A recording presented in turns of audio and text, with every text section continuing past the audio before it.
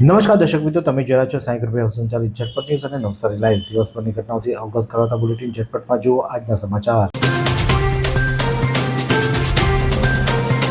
વિજલપુર ફાટક બંધ થઈ છે. હા, વિજલપુર પૂર્વ પશ્ચિમ જવા માટે જે વિજલપુર ફાટક છે તેને આજે 19 તારીખથી સવારે 7 વાગ્યાથી બંધ કરવામાં છે, જે 27/5/2026 ના રોજ સાંજે 6 વાગે ખુલશે. મરામત કાર્ય હોવાથી 9 દિવસ માટે ફાટક બંધ કરવાનું બોર્ડ ત્યાં લગાવવામાં આવ્યું છે અને ફાટકને અત્યારે હાલમાં બંધ કરી દેવામાં આવ્યું છે. કોઈ પણ જાહેરાત વગર અચાનક ફાટક બંધ થઈ જતા અનેક લોકો અટવાયા હતા.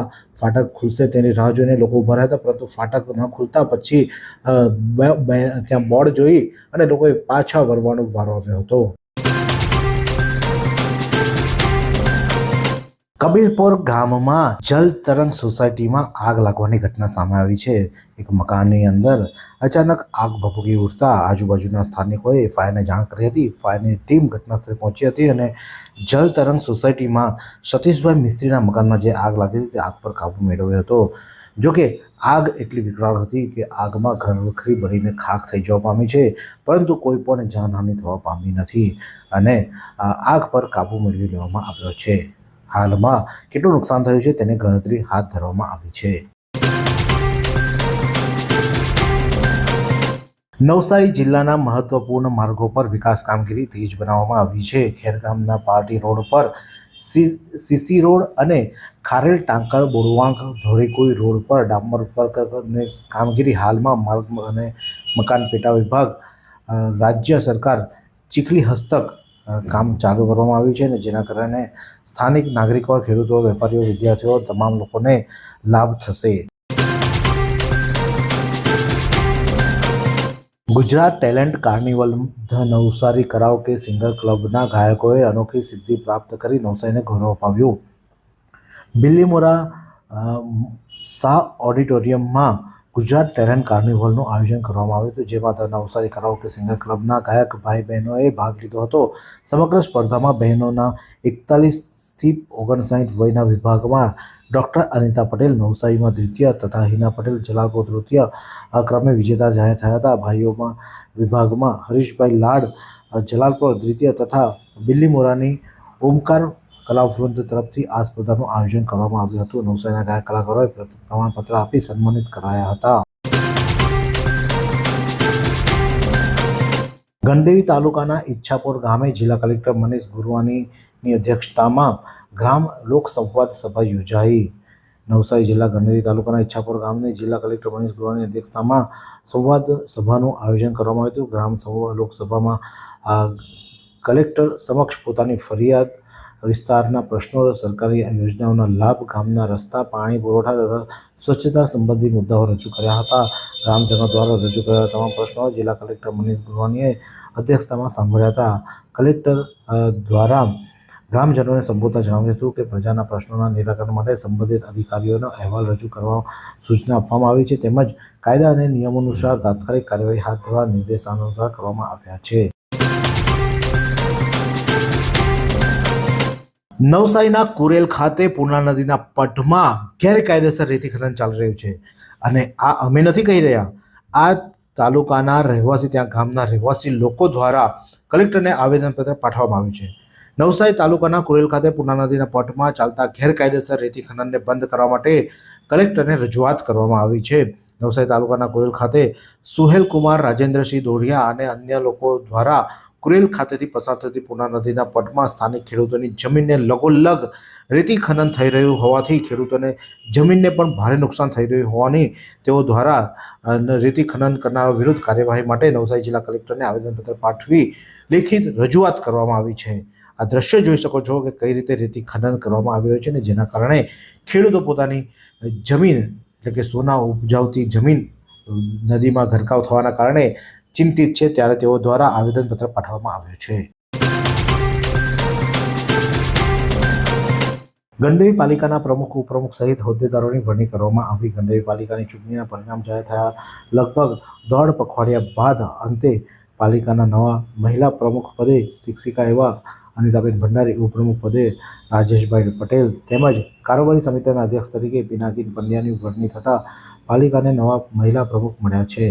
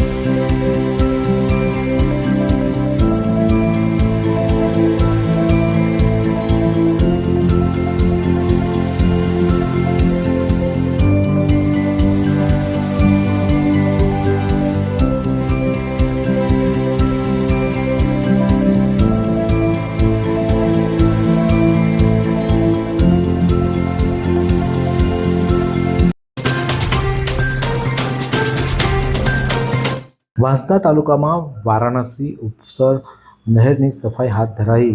વાંસદા તાલુકાના વણારસી અને ઉપસર ખાતે પસાર થતી નહેરમાં ઉગેલી ઝાડી ઝાંખરા કાપી નહેરની સફાઈ કરવાની કામગીરી હાથ ધરવામાં આવી છે. નવસારી જિલ્લા પંચાયત અંતર્ગત આવતા ચીખલી સિંચાઈ વિભાગ દ્વારા આ કામગીરી થઈ રહી છે. નહેરમાં ઉગી નીકળેલા ઝાડી ઝાંખરાને કારણે પાણી નહેરમાં અધવચ્ચે જ અટકી જાય છે. તે માટે નહેરની સફાઈ કરવાની કામગીરી હાથ ધરાઈ છે, જેને લઈને ચોમાસા દરમિયાન નહેરમાં આવતા પાણીને અવરોધ નડશે નહીં અને જેથી કરીને ખેડૂતો અને પિયત માટે ફાયદો રહેશે. નવસારી મહાનગરપાલિકા દ્વારા મિલકત વેરામાં 10% વળતરની યોજના જાહેર કરવામાં આવી છે. નવસારી મહાનગરપાલિકા વિસ્તારમાં મિલકતધારકો માટે નવસારી મહાનગરપાલિકા દ્વારા મિલકત વેરામાં આર્થિક રાહતની વિશેષ વળતર યોજના જાહેર કરાઈ છે. આ યોજનાનો લાભ મેળવવા આગામી 30મી જૂન 2026 સુધીમાં ચાલુ નાણાકીય વર્ષનો મિલકતવેરો ભરી દેવાનો રહેશે. મહાનગરપાલિકામાંથી મળતી માહિતી મુજબ આગામી 30મી જૂન 2026 સુધી પોતાનો મિલકતવેરો આગોતરો કે સમયસર ભરી દેનારને તેમના કુલ મિલકતવેરાની રકમમાં 10%નું વળતર આપવામાં આવશે. નવસારી જિલ્લામાં જનગણના 2027 અંતર્ગત સ્વગણના અભિયાનનો પ્રારંભ કરવામાં આવ્યો. નવસારી કલેક્ટર મનીષ ગુરવાનીએ સાચી અને સંપૂર્ણ માહિતી નોંધવા માટે નાગરિકોને અનુરોધ કર્યો હતો. વસ્તી ગણતરી કાર્યક્રમ અંતર્ગત નવસારી જિલ્લાના નાગરિકોને નિર્ધારિત સ્વગણતરી પોર્ટલ SECNSUS.gov.in પર પોતાની માહિતી સ્વયં નોંધણી કરાવવા માટે જાહેર અપીલ કરવામાં આવી છે. નવસારીના અલીફનગરમાં 2 જૂથ વચ્ચે મારામારી. નવસારીના અલીફનગર વિસ્તારમાં આવેલા મદીના ચિકન સેન્ટર નજીક 2 જૂથ વચ્ચે માથાકૂટ ઉગ્ર બનતા એકને માથાના ભાગે ઈજા પહોંચી હતી. આ અંગે ઈજાગ્રસ્ત વ્યક્તિ દ્વારા નોંધાયેલી ફરિયાદના આધારે નવસારી ટાઉન પોલીસે 4 ઇસમો વિરુદ્ધ ગુનો નોંધી તપાસ હાથ ધરી છે.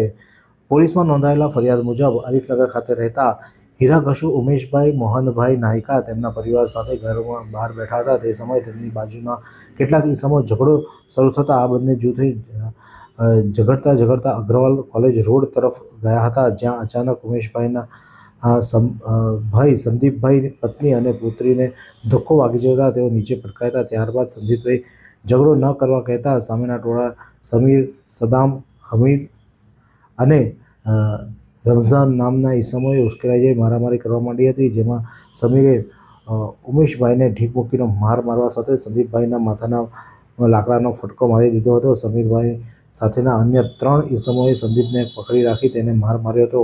માથામાં ફટકો મારતા ગંભીર ઈજા પામેલા સંદીપભાઈને માથામાં 4 ટાંકા વાગ્યા છે અને ટાઉન પોલીસે આ અંગે ગુનો નોંધી વધુ તપાસ હાથ ધરી છે.